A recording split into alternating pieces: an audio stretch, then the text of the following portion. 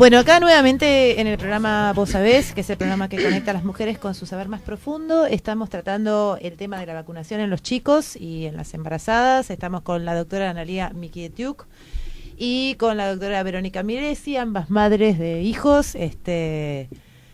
Me miran y se ríen acá porque, bueno, para nosotros es más importante que sean madres, pero están llamadas por madres y por doctoras y especialistas porque estamos hablando de un tema interesante que es la vacunación, la prevención, y vamos a hablar también sobre la alimentación. Claro, la alimentación también es otra manera, ¿no? de prevenir muchas enfermedades. Y nos había quedado colgado desde el bloque anterior el comentario que había hecho Verónica sobre el tipo de proceso fisiológico que se generaba a partir de la vacuna, y me gustaría volvértelo a preguntar. Sí, yo quiero aclarar que voy a hablar en este programa como madre, en primer lugar, y mi especialidad a nivel de conocimiento es la fisiología.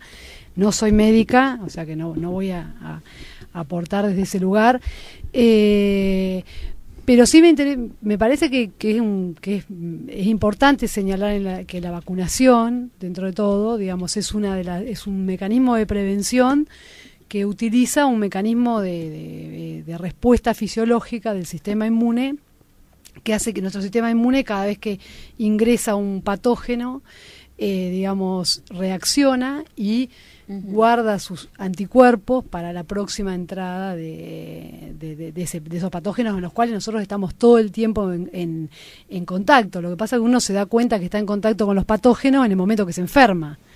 Pero claro, mientras tanto, cuando uno está sano, no es que las bacterias y los virus no están, sino que están, pero nuestro sistema nos defiende. O sea que nosotros tenemos una maquinaria, que es nuestro organismo, que es maravillosa y que es muy potente, que a veces falla, o a veces la carga con la cual uno la estimula es tan alta que nuestro organismo no puede hacer frente. Claro, como la mala alimentación, el estrés, un montón de cuestiones asociadas a... La mala alimentación está comprobado desde muchos estudios que favorece determinadas patologías, o sea, desfavorece al organismo en su acción de responder ante determinados eventos que lo ponen en situaciones estresantes. Claro. Ahora, lo que yo escuchaba que decía Analía, y tiene razón, es que corroborar esto científicamente es muchas veces complicado, porque son estudios poblacionales. Esto se hace sobre estudios poblacionales. Las poblaciones son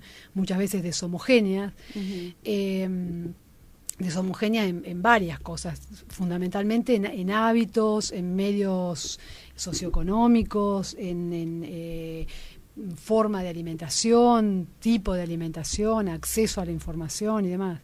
Entonces me parece que, pero hoy en día yo creo que el gran acceso a la información que tenemos nos permite tener algunos datos importantes que a mí, en cuanto a alimentación, me parece importante señalar, y sobre todo relacionado con esto de la enfermedad y de la muerte y de lo que nos causan determinadas patologías, ¿no? Porque, por ejemplo, la diabetes, que es una patología completamente relacionada con si bien tiene una parte de herencia y predisposición genética, hay mucho de hábito alimenticio, es la próxima epidemia que se viene. Y por ahora no hay vacuna, no hay vacuna preventiva contra la diabetes. Ni va a haber, porque el patógeno no es justamente ni una bacteria ni un virus, sino que es el hábito. Es el hábito, claro. Y una ingesta, una de las cuestiones, es una ingesta valorada, digamos, una sobreingesta de alimentos, de hidratos de carbono sobre todo, como hábito alimenticio en las poblaciones. De hecho, las epidemias de obesidad están asociadas con epidemias de diabetes, y se estima un incremento muy alto para los próximos años de esta patología, que raramente es una patología que no asusta. O sea, esa es mi percepción que tengo socialmente. Digamos. Uno dice, ¿tienes diabetes? Me tengo diabetes, bueno, salgo a caminar. Y la diabetes es una patología terrible. Digamos, si bien es una patología crónica y que los efectos graves se ven a largo plazo, es una patología invalidante, una patología que genera mucho dolor. Sobre todo, la complicación más grande que tiene la patología es la patología vascular. Entonces, que llevan a las amputaciones de miembros, a gente a mal postrada, funcionamiento de los riñones, a mal funcionamiento renal y demás. Sí, de la vista, de la vista, bueno, es decir, el corazón. Entonces me parece ¿Por qué decís que la alimentación tiene que ver con la diabetes? Para explicarlo un poco. Bueno, porque justamente fisiológicamente uno cuando ingiere un hidrato de carbono, vos comés un plato de fideos, lo que ocurre es que se degrada en el estómago y se absorben en la parte intestinal, y cuando llega la glucosa a la sangre, eso pasa por el páncreas, y el páncreas libera insulina, ¿no? La insulina tiene la gran, digamos, la función en el organismo, entre otras, ¿no? Pero la más, podemos decir, significativa, de hacer que esa glucosa que nosotros ingresamos al organismo llegue a distintos tipos celulares, ¿sí? En particular va al músculo, para que el músculo pueda hacer actividad física, digamos, actividad contráctil, va al tejido adiposo, o sea, la grasa, para que se acumule como reserva energética, por las dudas que nosotros en los próximos 15 días no comamos, y al hígado para almacenar como glucógeno, básicamente, digamos, como función importante. Entonces, esa insulina cumple ese rol. Si nosotros comemos continuamente alimentos extremadamente refinados, donde continuamente aumentamos la glucosa en sangre, el páncreas continuamente es estimulado a liberar insulina en sangre. ¿Y cuáles son esos alimentos? Y podemos decir las harinas refinadas, todo lo que tenga, digamos, hidratos de carbono. Digo harinas, también los dulces, todo lo que contenga azúcar, sacarosa, las golosinas, las bebidas en las cuales nosotros no nos damos cuenta, porque las bebidas están hechas con lo que se llama un jarabe rico en fructosa, que es otro hidrato de carbono importante que nosotros ingerimos en las gaseosas y demás. Las verduras también tienen hidratos de carbono, pero tienen hidratos de carbono más complejos, menos refinados. Entonces, cuando nosotros ingerimos, podemos decir que el proceso digestivo es mucho más largo y la llegada de la glucosa a la sangre es más lenta. Entonces el páncreas no tiene que producir picos de insulina, que parece ser que son los más nocivos, digamos, para desgaste pancreático, y hay una liberación como más controlada o más, podemos decir, más constante de hidratos de carbono en el organismo, que, vuelvo a decir, es la glucosa es la energía que consumen las células para vivir. O sea, no es que no la necesitamos, la necesitamos. Verónica, para ser recontra simple, es decir, lo que vos estás diciendo es que nosotros comiendo tantos fideos, tanto pan, tantas facturas, tantos caramelos y tantas Coca-Colas, lo que hacemos es desgastamos al páncreas, y ese páncreas después que no sirve más y se gasta, la diabetes. Como todo lo que se gasta, digamos, después no sirve. Digamos, es decir, pero la diabetes es un problema, es una disfunción del páncreas. La diabetes es una disfunción del páncreas, sí, digamos, trae otras consecuencias que, digamos, es decir, que comer fideos, pan, Coca-Cola no importa nada más que por la silueta. No, porque culturalmente es como que nosotros estamos siempre pensando en que los hidratos de carbono mejor no, por el rollito y qué sé yo qué. Yo creo que depende. Sin embargo, a los nenes sí, de 1 año le damos la galletita con chocolate, después le damos gaseosas, le damos la abuela le trae la bolsa de caramelo. La bolsa de caramelo, lo premiamos con un caramelo. Estoy de acuerdo con las galletitas, no, con la Coca-Cola. No. Pero bueno, lo cierto es que la obesidad, que es una de las epidemias de la riqueza, como digo yo, es una de las epidemias actuales en donde la gente, no solamente la gente rica, al revés, cuando en las películas de la Edad Media ustedes se fijaban que los ricos eran gordos y los pobres eran flacos. Actualmente es al revés, los pobres son gordos, los ricos son flacos, porque con qué está en la Edad Media comer era un símbolo de riqueza, porque no había comida dando vueltas. Hoy cuidarse y acceder a productos light va de la mano de la educación y de otros conforts que te podés dar. Podés tener tiempo para hacer gimnasia, tener tiempo para caminar, para incluso y no pavadas, tenés que trabajar y comer mientras trabajas. Claro, pero digo, pavadas como esta cuestión de que que en el ámbito del naturismo, digamos, por ejemplo, el azúcar rubia, ¿no? Es más sana que el azúcar blanca. Bueno, ahí yo creo que pero el azúcar rubia es más cara que el azúcar blanca. Claro. A ver cómo es esta cuestión. También. Igual los dos azúcares igual creo que levantan la misma cantidad de glucosa en sangre, y para la diabetes debe ser más o menos lo mismo. Esos son detalles, pero por ejemplo, no digo porque hay productos que son más sanos, pero son más caros. Caro que el producto no light. Y en poblaciones más, en poblaciones con mayores problemas económicos, digamos, es puro hidrato de carbono. Exactamente. A ver, Verónica tiene una postura, y a mí me interesa que la desarrolles. Sí, yo creo que no es tan así, porque, digamos, algunos productos son más caros, los que nosotros vamos a comprar por ahí, los que tenemos, uno pues si tiene acceso a determinado, pero hay un montón de hábitos culturales que dependen de tener buena información, que hay un montón de productos completamente saludables donde uno ingiere hidratos de carbono y que son baratos. Por ejemplo, digo, las lentejas en este país no son caras. Los vegetales, algunos vegetales, los vegetales de época, digamos, de estación, no son caros.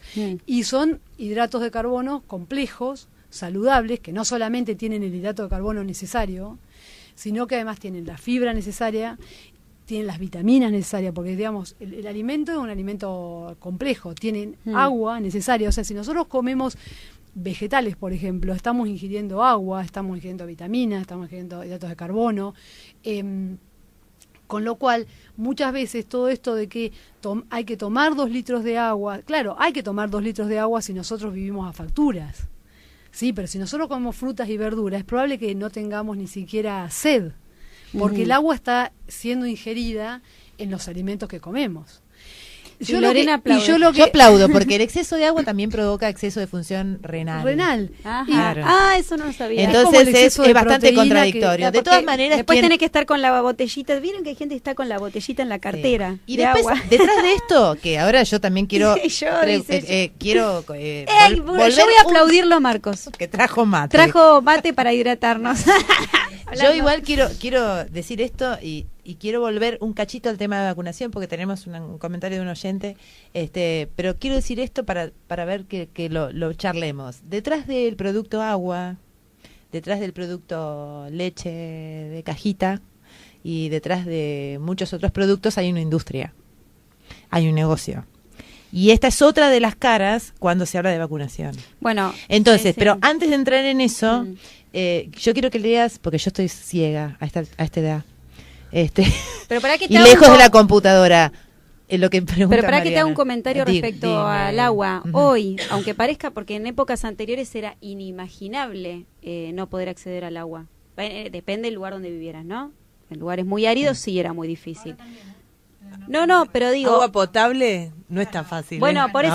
Pero hoy la industria de embotellamiento de agua es más lucrativa, que usted no lo crea, que la industria farmacéutica.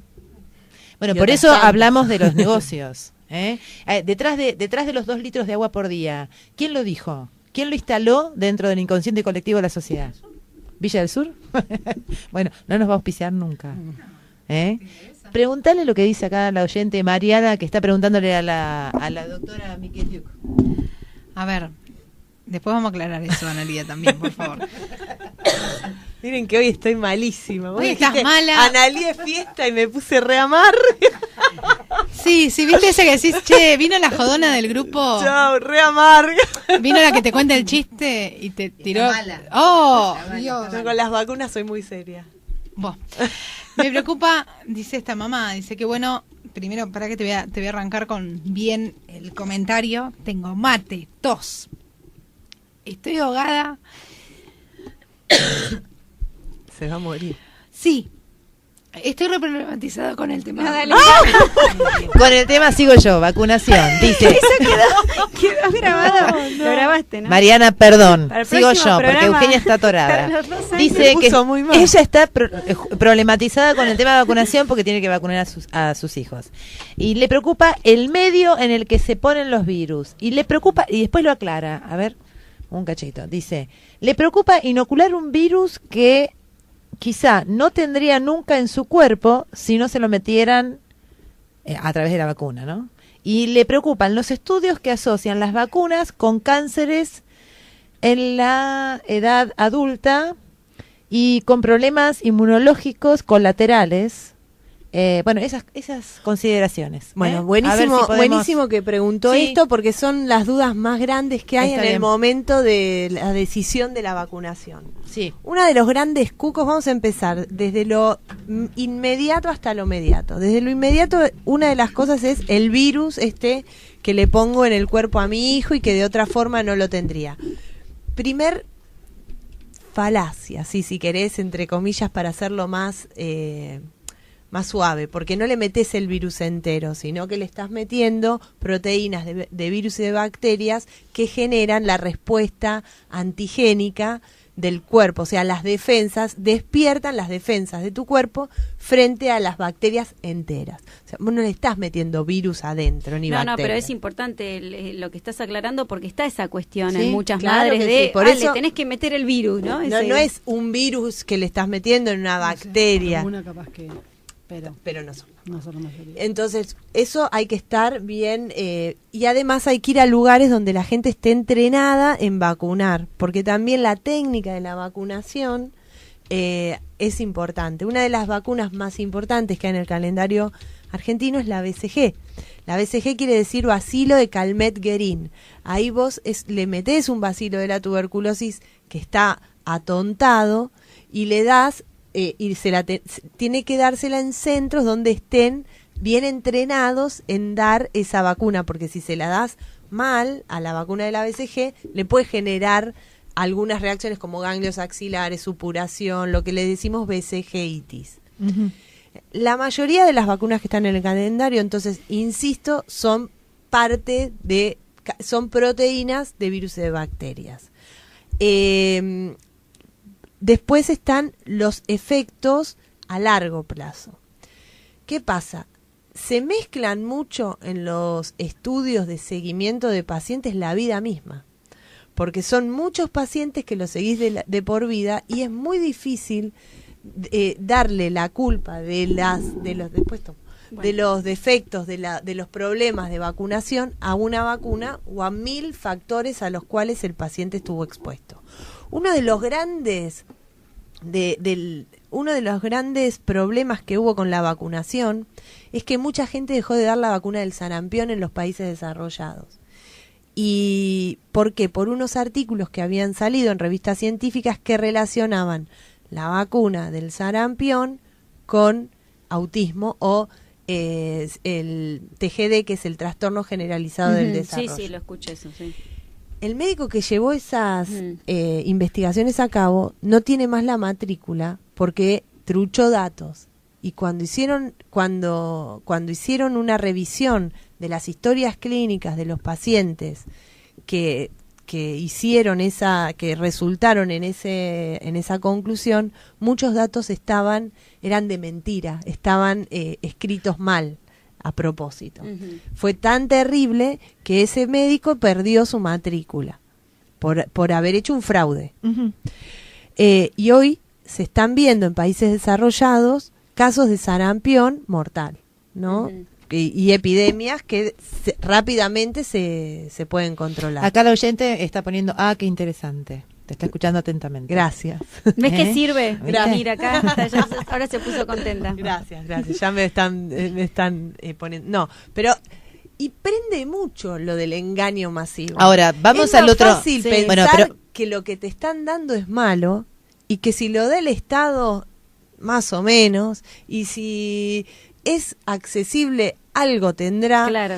O sea, es más fácil pensar que hay alguna cosa mala que algo bueno. Pero yo insisto, esto lo pensamos porque lo tenemos como algo habitual, algo cotidiano. Lo que pasa, Analía, yo voy a poner en abogado del diablo, lo que pasa que nosotros hemos visto históricamente la industria farmacéutica ha hecho desastres desde todo punto de vista. Sí, pero se han hecho pruebas en poblaciones, digamos, vulnerables. Sí, vulnerables. Que han sí, sido y bueno, y eso además ahora la industria... ahora todo lo que es industria farmacéutica está muy regulado. Como todo, ¿no? Uh-huh. Vos tenés investigadores de buena fe y de mala fe.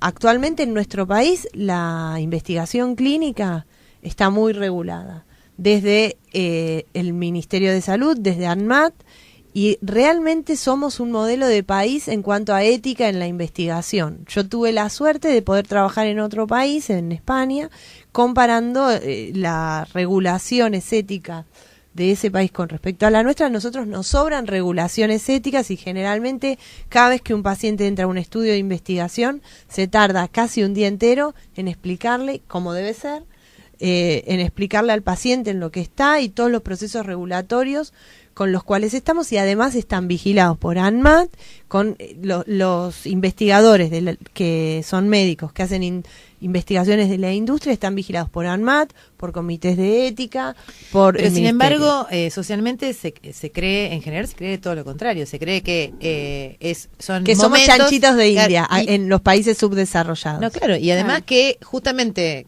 como no somos países del primer mundo o somos periféricos, no sé cómo es la denominación hoy de nuestro país, estamos más sujetos a hechos de corrupción y de cosas oscuras. Hechos de corrupción, Sí, yo bueno. soy una convencida de que están a nivel mundial, Ujú. ¿no es cierto? Seguramente hay muchos aspectos del desarrollo de las drogas y del desarrollo de la industria farmacéutica que tienen muchos cuestionamientos éticos. Pero lo cierto es que hoy por hoy es la única forma que se conoce de generar nuevas drogas. Si no hubiera habido investigación clínica, hoy el SIDA seguiría siendo tan mortal como hace 10 años. Y en 10 años se evolucionó tanto en la industria farmacéutica que hoy, gracias a todas las investigaciones a nivel mundial que hubo con respecto a esta patología, a la cantidad de voluntarios que quisieron participar en estos estudios y a la cantidad de médicos que buscaron que sus pacientes participaran de estos estudios, se pudo hacer de una enfermedad mortal rápidamente una enfermedad controlable casi parecida a la diabetes, por lo terrible, lo crónico y cómo termina siendo una enfermedad crónica. Las bacterias multiresistentes, por ejemplo, que es uno de los problemas que tenemos hoy en la práctica médica, son bacterias que son resistentes a los tratamientos habituales. Si no hay investigación clínica de nuevos antibióticos, te vas a morir por una bacteria multiresistente y el antibiótico nuevo no va a estar. Claro, hace poco hubo un hecho muy mediático justamente que tuvo que ver con el mundo Sí, de la con la farándula, nenita de esta pareja que volvió de como Pampita, sí. de México, bueno, esta cuestión, Sí. y como que reavivó también esta discusión respecto a las bacterias y los virus, y en época de gripe nuestra acá, Ujú. la mayoría de las madres, en mi caso justo mis nenes se agarraron los dos gripe y estaba la abuela encima, pero sobreprotegiendo a los niños, ¿no? Por lo que pasó por este bebé y con esta nena, ¿no? Sí. Fue terrible. Que fue terrible y que Sí, hay pero muchos cada vez que casos- pasa una cosa mediática Sí. así, con un personaje Genera como una genera psicosis. mucho... Y vos, Verónica, que estás en la investigación, que sos parte del CONICET como investigadora, ¿cómo ves el Bueno, tema investigación? Sí, ¿Qué seriedad? A ver si... No, sí. yo hago investigación básica, Ujú. que es diferente porque nosotros en general trabajamos con animales o con células en cultivo. Son modelos diferentes donde en realidad no hay un riesgo directo, o sea, la investigación clínica tiene otros parámetros. Yo coincido con lo que dice Analía, sobre todo lo que me interesa recalcar es que que hoy en día nosotros tenemos otro país, un país donde el Estado se ha hecho cargo de la regulación de la investigación, no solamente del control, sino del favorecer el entorno, digamos, económico y de organización y de determinación de fondos para hacer investigación. Por ejemplo, hoy existe la carrera del investigador clínico, o sea, hay puestos en el CONICET para ser investigador clínico. Y además hay fondos como en forma continuada, como hace muchos años que no había, del Estado, dados para investigación básica y clínica, que en realidad en general van casi muchas veces de la mano, en el sentido de que muchas veces hallazgos de la investigación clínica son después o antes avalados en la investigación básica.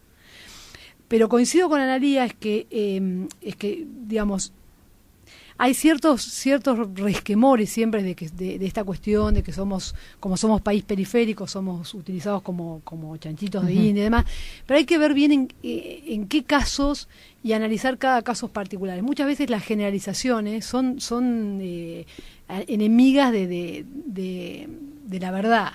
¿Por qué? Porque yo digo, bueno, si uno ahora le pregunta a cualquier persona, yo creo, si está de acuerdo o no en darle la vacuna a la Sabin oral, nadie va a decir que cree que es riesgoso vacunar contra la poliomielitis. ¿Por qué? Porque es una enfermedad erradicada, pero se erradicó gracias a la vacuna. Nosotros hoy no vemos chicos con secuelas de poliomielitis, todavía quedan algunas personas que tendrán alrededor de 70 años que tienen secuelas. Sí. No los vemos, pero ¿por qué no los vemos? Bueno, ahora, en su primer momento, ¿habrá habido algunos que tuvieron mala praxis? Seguro que hubo. Seguro que alguien quedó en el camino. Eso es así, digamos. Lo que pasa es que hay que ver, yo creo que después terminan siendo lo que decían justo. Sí, perdóname que te interrumpa, porque es un ejemplo perfecto. De lo crudo, a lo mejor uno es muy crudo siendo médico porque piensa en lo global. Pero uno de los problemas que hubo con las primeras vacunas de la Sabin oral, que es una bacteria atenuada, que es un virus atenuado, perdón, es que la primera vez que vacunaron le dieron el virus entero. Se olvida, hubo un problema de la, qué sé yo, de logística, qué sé yo, y hubo algunos chicos que tuvieron polio vacunándose. Pero bueno, eso después se solucionó. Yo entiendo, digamos, y a mí siempre me preocupa en la práctica médica esto de la generalidad de la estadística y vuelvo a decir, cuando a uno le pasa es el 100%. Es lo mismo que si uno dijera, bueno, la estadística, no sé, de violaciones es del 5%, pero bueno, el día que te toca a vos es el 100%, es un problema para toda tu vida. Como tantas cosas que cuando le tocan a uno es el 100%. Pero yo creo que el análisis tiene que ser, es como en muchas prácticas. Por ejemplo, otro ejemplo claro, que yo hace poco estuve en un congreso de células madres, que es un tema ahora candente. Top. Y bueno, sí, que vamos a tener que hacer un programa también al respecto. Que es un tema muy interesante. Realmente aprendí un montón en ese congreso. Y ellos hablaban de los stent cardíacos. O sea, hoy las células madres la gente que hace, digamos, terapias con células madres está haciendo, digamos, de alguna manera puesta en el tapete, están haciendo cualquier cosa y demás. Y ellos decían, si nosotros, los médicos decían, yo fui medio de oyente, ¿no? Decían, si nosotros hubiéramos hecho caso en su momento cuando hablaban del stent coronario, del stent cardíaco, no hubiéramos puesto un solo stent y no hubiéramos tenido la tasa de caimientos de la mortalidad por problemas coronarios, como ahora a uno le dicen, tenía que poner un stent, nadie dice, no, con esto me van a matar. Se lo ponen, si es 1, 2, 3, ¿sí? Entonces, digo, hay que ir analizando caso por caso. Yo creo que hay que siempre tener una mirada inteligente de las situaciones y siempre apelar. Yo quisiera confiar en el Estado como ente regulador de las prácticas médicas, de las prácticas farmacéuticas, de las prácticas de la industria. Y entonces, ¿por qué el Estado? Porque el Estado es el que nos representa como sociedad. Entonces, y después yo creo que si uno tiene la información necesaria, toda la información, esto que decía Analía, que antes de entrar a un ensayo clínico, el médico debe explicarle si es necesario estar todo un día para que el enfermo dé lo que se llama el consentimiento informado para entrar a un ensayo. Después cada uno hará su valoración particular de si quiere correr ese riesgo o no quiere correr ese riesgo. Y es cierto que los ensayos en la fase, lo que se llama preclínica, digamos, o cuando se lanza un medicamento al mercado, hay una fase que es de prueba. Es así, digamos, no hay otra, lamentablemente no hay otra forma. Las cosas serias, las medicaciones serias son así. Primero está la fase 1, en donde se hacen animales, después estudios de fase 1 en voluntarios sanos, en donde se ve una droga, una vacuna, un antibiótico en pacientes que no tienen la necesidad de hacerlo y se mide si tiene algún efecto adverso, o sea, daña más de lo que va a curar en un sano. Después pasás a las indicaciones precisas de cada patología y después ves los estudios de superioridad a los tratamientos que están ahora. El problema que hay un punto fundamental es la farmacovigilancia, que ese es un punto que en la Argentina todavía no está demasiado desarrollado, y yo creo que es un punto vital, que es, una vez que está en el mercado, sea una vacuna, un nuevo fármaco o lo que sea, ¿cuál es el reporte médico de lo que se va viendo después de la administración? De todas maneras, eso está más en la cultura de los médicos, y está la denuncia de efectos adversos no esperados de los medicamentos ANMAT. De eso se lleva mucho registro, de las vacunas, de los antibióticos, de los genéricos, de las medicaciones genéricas nuevas. Pero hay una cosa que me parece interesante resaltar, es que para las medicaciones de la industria están todo este control, pero no hay ningún control para las terapias, lo que se llama terapias alternativas. Por ejemplo, comer gorgojos, la indicación de comer gorgojos cuando uno tiene cáncer. Yo trabajé muchos años en Fundaleu, que es la Fundación de la Lucha contra la Leucemia en Buenos Aires, que es una institución una institución privada muy seria que trabaja con trasplantes de médula ósea, y había muchos pacientes que tenían como terapia alternativa de gente que lucraba con eso, que tenían que comer gorgojos vivos, que se iban a comer las células cancerosas. Eso no está legislado, no hay ningún lugar donde uno pueda hacer una denuncia para eso. Después el HANSI, las terapias estas alternativas, en donde pacientes con las defensas bajas se inyectaban medicaciones no probadas, que se hicieron las denuncias que estaban contaminadas con hongos. Entonces vos les dabas, los pacientes se daban inyecciones con hongos con las defensas súper bajas. Para todo esto alternativo, que tiene muy buena prensa, porque la magia siempre engancha a mucha gente, no hay un control, porque todavía no existe un control. Y desde el público la gente no es tan severa como con lo otro, porque vende más, porque uno quiere magia. La gente, nosotros, ¿qué más mágico que un gorgojo se te esté comiendo tus células tumorales? Con esto nos quedamos, hacemos una pausa cortita y volvemos con preguntas de los oyentes. Bueno, acá nuevamente en el programa Vos Sabés, que es el programa que conecta a las mujeres con su saber más profundo, estamos tratando el tema de la vacunación en los chicos y en las embarazadas. Estamos con la doctora Analía Mikitiuk y con la doctora Verónica Miresi, ambas madres de hijos. Me miran y se ríen acá, porque bueno, para nosotros es más importante que sean madres, pero están llamadas por madres y por doctoras y especialistas, porque estamos hablando de un tema interesante, que es la vacunación, la prevención, y vamos a hablar también sobre la alimentación. Claro, la alimentación también es otra manera de prevenir muchas enfermedades. Y nos había quedado colgado desde el bloque anterior el comentario que había hecho Verónica sobre el tipo de proceso fisiológico que se generaba a partir de la vacuna, y me gustaría volvértelo a preguntar. Sí, yo quiero aclarar que voy a hablar en este programa como madre, en primer lugar, y mi especialidad a nivel de conocimiento es la fisiología. No soy médica, o sea que no voy a aportar desde ese lugar,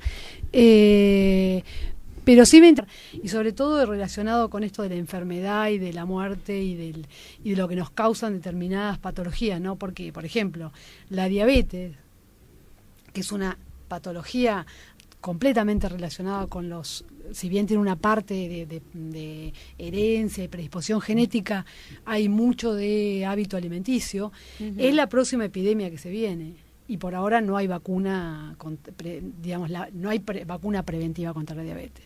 Ni va a haber, porque el patógeno no es justamente ni una bacteria ni un virus, sino que es el hábito. Es el hábito, claro. Y una ingesta, una de las cuestiones es una ingesta valorada, digamos, una sobreingesta de alimentos, de hidratos de carbono sobre todo,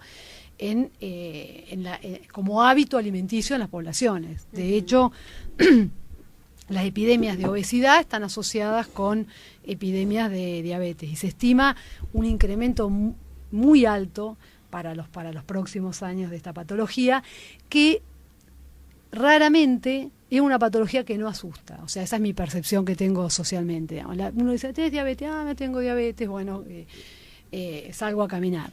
Y la diabetes es una patología terrible. digamos, si bien es una patología crónica y que los efectos graves se ven a largo plazo, es una patología invalidante, una patología que genera mucho dolor, sobre todo la complicación más grande que tiene la patología es la patología vascular. Entonces, que llevan a las amputaciones de miembros, a gente a mal postrada, funcionamiento de los riñones, a mal funcionamiento renal y demás. sí, de la vista, de la vista, bueno, ni es decir, seguir, es el corazón. invalidante. Entonces me parece ¿Por qué que decís que la alimentación tiene que ver con la diabetes? porque Explícalo un poco. Bueno, porque justamente fisiológicamente uno cuando ingiere un hidrato de carbono, vos comes un plato de fideos, lo que ocurre es que se degrada en el estómago y se absorben en la parte intestinal, y cuando llega la glucosa a la sangre, me parece que es importante señalar que la vacunación, dentro de todo, digamos, es un mecanismo de prevención que utiliza un mecanismo de respuesta fisiológica del sistema inmune, que hace que nuestro sistema inmune, cada vez que ingresa un patógeno, digamos, reacciona y guarda sus anticuerpos para la próxima entrada de esos patógenos, en los cuales nosotros estamos todo el tiempo en contacto. Lo que pasa es que uno se da cuenta que está en contacto con los patógenos en el momento que se enferma. Pero mientras tanto, cuando uno está sano, no es que las bacterias y los virus no están, sino que están, pero nuestro sistema nos defiende. O sea que nosotros tenemos una maquinaria, que es nuestro organismo, que es maravillosa y que es muy potente, que a veces falla, o a veces la carga con la cual uno la estimula es tan alta que nuestro organismo no puede hacer frente. Claro, como la mala alimentación, bueno, el estrés, un montón de cuestiones asociadas a... La mala alimentación está comprobado desde muchos estudios, que favorece determinadas patologías, o sea, desfavorece al organismo en su acción de responder ante determinados eventos que lo ponen en situaciones estresantes. Claro. Ahora, lo que yo escuchaba que decía Analía, y tiene razón, es que corroborar esto científicamente es muchas veces complicado, porque son estudios poblacionales. Esto se hace sobre estudios poblacionales. Las poblaciones son muchas veces deshomogéneas. Deshomogéneas en varias cosas, fundamentalmente en hábitos, en medios socioeconómicos, en forma de alimentación, tipo de alimentación, acceso a la información y demás. Entonces me parece que, pero hoy en día yo creo que el gran acceso a la información que tenemos nos permite tener algunos datos importantes que a mí, en cuanto a alimentación, me parece importante señalar.